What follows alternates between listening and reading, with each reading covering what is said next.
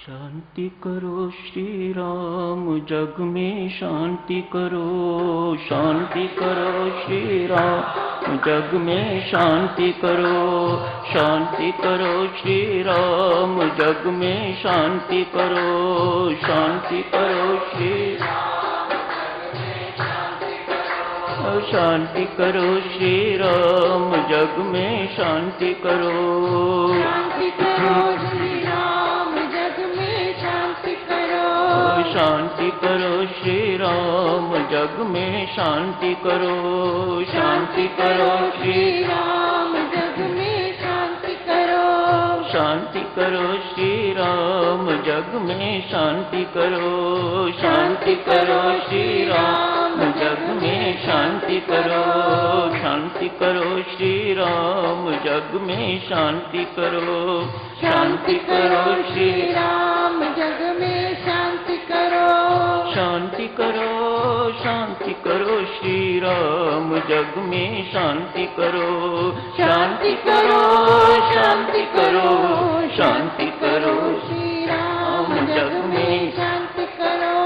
शांति करो श्री राम, जग में शांति करो।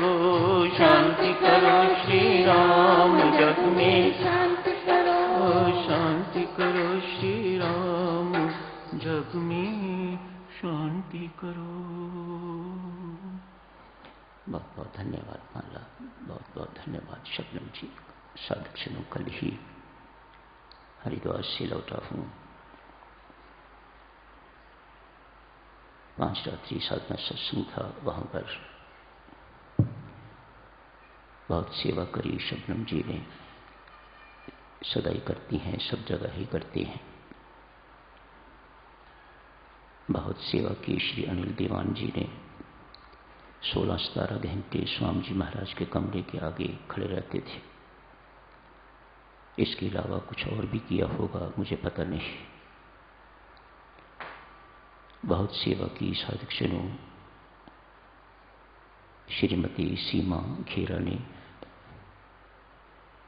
बहुत सेवा करी। साउंड सिस्टम वाले साधकों ने यहाँ पर भी करते हैं, वहाँ भी की। प्रशंसनीय सेवा, सबका धन्यवादी हूँ। ऐसा ही लगता है परमात्मा अपना काम सब जगह अपने ढंग से करवा रहा है। सेवा करने वालों को माध्यम बना देता है परमेश्वर। खुशकिस्मत हैं वे सब जिनको परमात्मा अपने काम के लिए, अपनी सेवा के लिए चुनता है। प्रार्थना भी साधक जनों एक प्रकार का माध्यम ही है। आज पूज्यपाद स्वामी जी महाराज ने प्रार्थना पुष्पांजलि का प्रसंग लिया है। जिनका जीवन प्रार्थनामय बन जाता है, वह परमात्मा के सहायी अंग बन जाते हैं। परमात्मा बनाना तो उन्हें यही चाहता है, मानो इनके माध्यम से वह अपना कोई विशेष काम करवाना चाहता है। प्रार्थना को यदि सर्वोच्च सेवा भी कहा जाए तो गलत नहीं है। जैसे परमात्मा सबका भला चाहता है, सोचता भी भला है, बोलता भी भला है, करता भी भला है, ठीक इसी प्रकार से जो प्रार्थना करने वाले हैं उनसे भी यही अपेक्षित है। आज 3 पृष्ठ आपने प्रार्थना पुष्पांजलि के पढ़े हैं। परसों आपने पुष्पांजलि का कार्यक्रम यहाँ किया होगा। मानो पुष्प लेके तो स्वामी जी महाराज के श्री चरणों में रखे। हरिद्वार में भी हुआ था, पुष्प की पंखुड़ियाँ लेके तो स्वामी जी महाराज के श्री चरणों में रखी। आज स्वामी जी महाराज ने इस पुष्पांजलि से पहले शब्द पूर्वक प्रार्थना भी प्रयोग किया है। प्रार्थना पुष्पांजलि वह फूल नहीं जो बाजार से मिलते हैं, बगीचे से मिलते हैं, प्रार्थना रूपी फूल की अंजलि परमात्मा के श्री चरणों में है। 3 पृष्ठ में साधुजनों जाके फिर देख लेना, शेष पृष्ठ भी हैं, लगभग 3 ही और हैं। 6 पृष्ठों में स्वामी जी महाराज ने जो प्रार्थना के पुष्प परमात्मा के श्री चरणों में रखे हैं, उनमें एक भी शब्द कोई भौतिक कामना का नहीं है। क्या उन्हें पता नहीं कि संसार तो सिर्फ भौतिक कामनाएं ही अपनी पूर्ण करवाना चाहता है? किसे चाहिए परमात्मा और किसे चाहिए आध्यात्मिक उन्नति?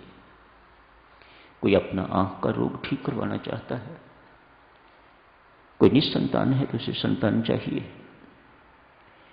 कोई चाहता है कि मेरे घुटने की सर्जरी ठीक हो जाए,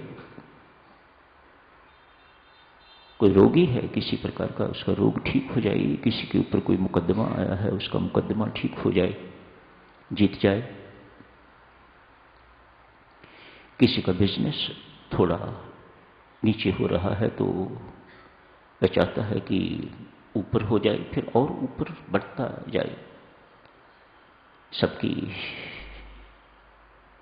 कामनाएं तो इसी प्रकार की हैं।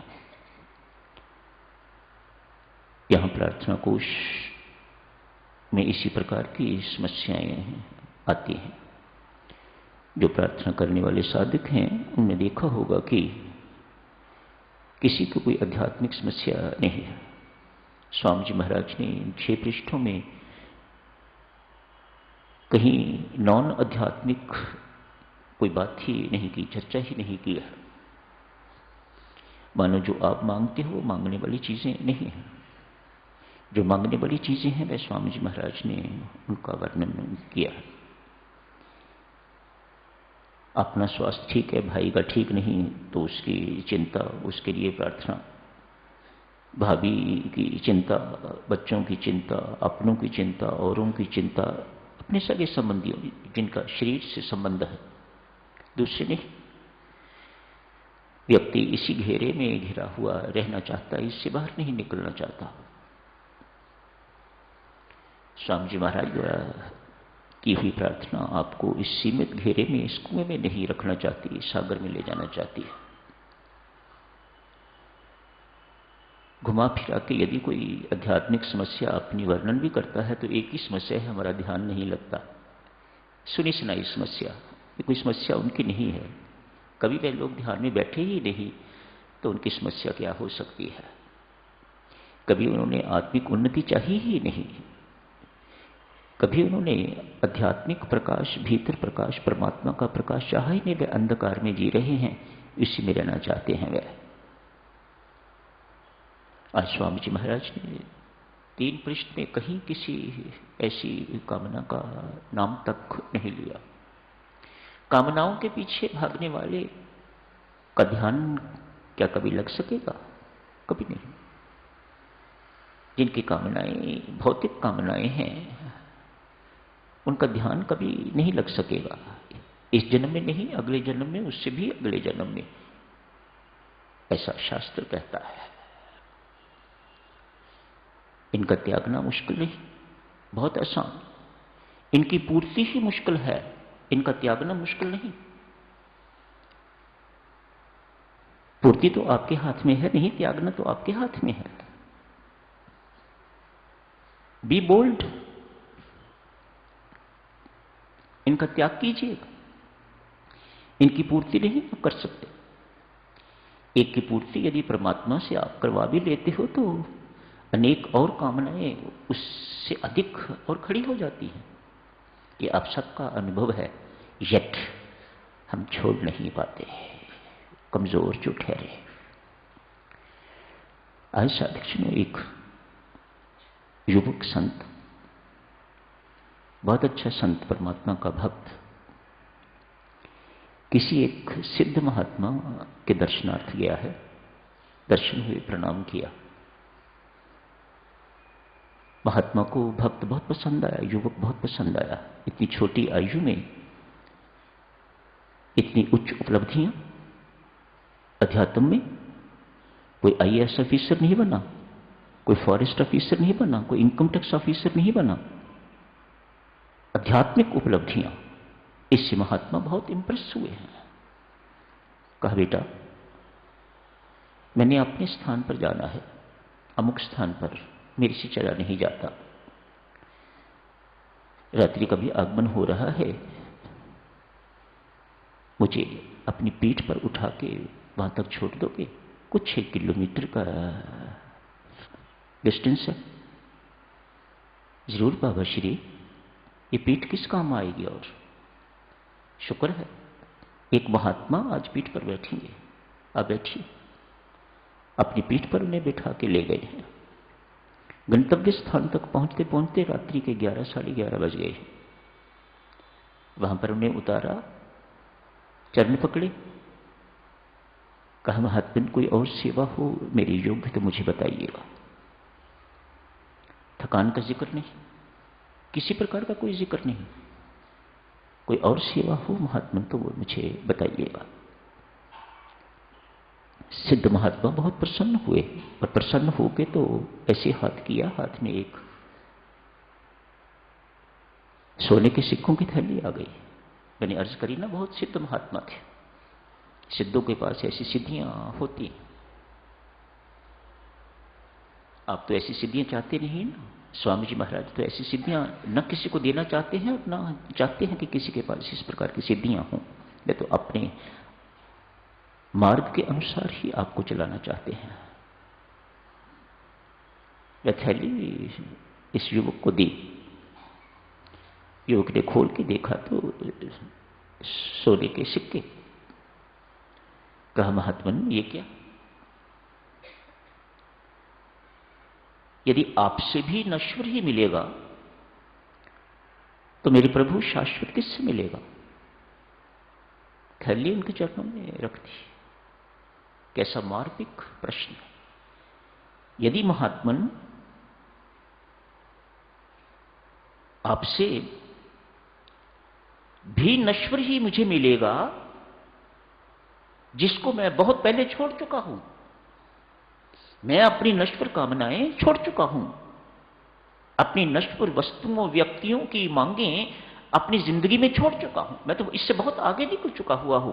यदि आपसे भी नश्वर ही मिलेगा तो फिर शाश्वत किससे मिलेगा?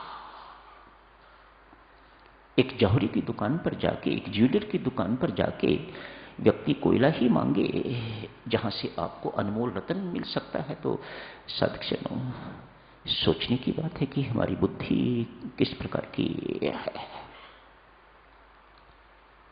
प्रार्थना कोश वाले साधक कहते हैं, कपिला जी बताती रहती हैं, अमुक को ये लाभ हो गया है, अमुक को ये लाभ हो गया है, अमुक को ये लाभ हो गया है, मैं सुन लेता हूं। काश कभी ये भी सुनने को मिले कि किसी को कोई वास्तविक लाभ हुआ है। अभी तक ऐसा सुनने में नहीं मिला। कल जारी रखेंगे साधक जन इस चर्चा को। आज यही समाप्त करने की इजाजत दीजिएगा। धन्यवाद।